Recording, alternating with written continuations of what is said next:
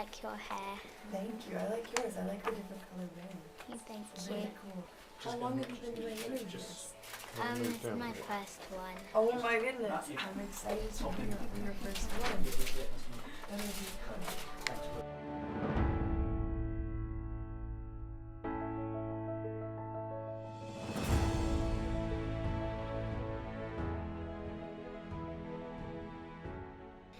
How did you feel when you found out you got the role of Tinkerbell? I was so excited.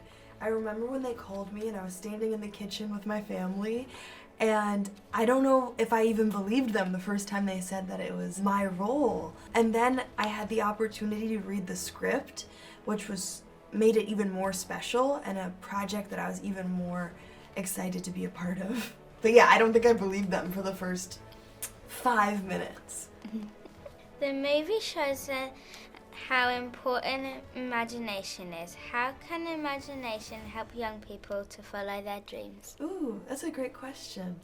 I think for me, I've grown up on fairy tales. I don't know about you. Did you read fairy tales a lot growing up? Yeah. Yeah? So I was the same. I mean, that was kind of like the first stories I read were magical stories about Jack and the Beanstalk or Peter Pan or all of these classics. And I think imagination is so important, especially now. We're in a world that's going to need all of our imaginations to think about what's next, how we can build a better world. And so stories that teach us to dream big, I think, are really important. And I think they set the standards high in my mind. What's your favorite fairy tale? My favorite fairy tale was Rapunzel. Yeah? Oh, that's a good one. I remember the first time I read that. I had this big book of is that a Grimm's fairy tale or something? I forget what book it was from, but it was so good. You were the first black person to play Tinkerbell. Mm-hmm. Representation for me is really important. I think, like we were just talking about, because literally everybody starts by reading fairy tales, watching fairy tales, hearing fairy tales. It's some of the first stories we're ever introduced to.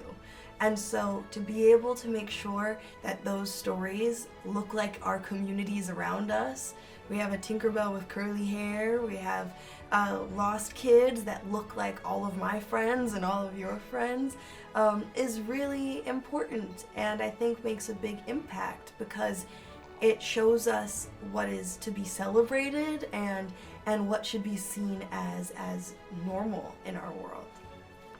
Are you a feminist? What does feminism mean to you? I am. I come from a long line of really strong women in my life. I don't know about you, but my mommy is my role model for so much of my life. And to me, I think being a feminist is of course about equal rights and equal opportunities, but I think it's also about the ability as a woman to celebrate every part of who you are. You know, it's not just the parts that make us superheroes, but allowing us to just be humans and make mistakes and mess up and be given the same space as the men and boys in our life to be able to continue to grow and celebrate every part of us. How can we help girls to use their voices? Well, I think to me, when I think about growing up and what's made the biggest difference in my life and the people that have encouraged me to use my voice, a lot of it is just being given the space to use our voices. You know, I think for you to be here interviewing me right now is so cool because these are the spaces and opportunities that I think teach us to know that your perspective is needed and necessary. We need you in these rooms. But we want to make sure that all of our friends have the same opportunities. That's truly what has made such a big difference in my life, was having, as simple as just my family members asking me what I thought at a dinner table about the different things that were happening in our world. I think trained me to realize that I had a really important opinion to share and that it was worth sharing. The film teaches us about the power of belief. How can we make sure we always believe in ourselves and our dreams? Ooh, that's such a good question. I think it's a journey for all of us. I know some days I wake up believing in myself and everything that I want to accomplish. Other days I wake up and I don't know if I have the same level of confidence every day. But I think generally it's about knowing that you're worthy of being in every space that you're in, no matter how you show up. And that's sometimes a hard lesson to learn, but I think oftentimes we don't realize how big of a difference we make to the people around us. You know, you may think, okay, I'm coming in here doing my job, doing what I'm supposed to do, but I think every time we show up in a room, it means a lot to everyone that we cross paths with. And I feel like the more that I've remembered that, the more I gain consistent confidence, because each and every one of us, I think, has something to offer that no other person has to offer. And that's why we need all of us in these spaces. What is your most powerful belief? Ooh, what's yours? My most powerful belief is, that's a good question actually. Yeah, I know, I'm using this so I have time to think about my answer. My most powerful belief, I think, is that dreams can become reality. Because when I think about the world that we live in today, and a lot of the things that are normal for us were dreams to people even just a couple generations before us. And so I think it's a cool reminder that the things that we think of as dreams and far out and impossible are actually closer than we think. What moment do you wish you had never grown up from? Ooh. I've had a lot of fun growing up, from karate class, the ice skating. What moment? I definitely remember when I was about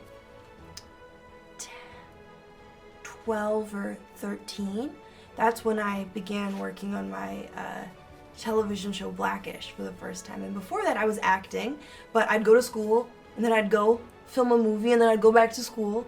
And Blackish was the first time I was ever going to change schools and really commit to a project for a long period of time. And I remember definitely being nervous about making such a commitment, because I loved school and my friends and the fact that I was in karate and rock climbing and all of these hobbies. And so there was a moment where I think I was nervous to grow up from what my life looked like a year before. But I think without having done Blackish, there's so many adventures I've been on since that I wouldn't have been on had I not made that jump. But yeah, I remember the nervousness of being like, I'm gonna not go to karate every Monday? I've actually watched the show Blackish. Yeah? And I always drag my mum into watching it with me. Thank you. Thank you for supporting us. Do you have a favorite character? Or who do you relate to the most? We're a funny bunch. I think you. Yeah. Well, thank you. Thank you so much. You're welcome. Thank you. Wait, can we get a picture together, please?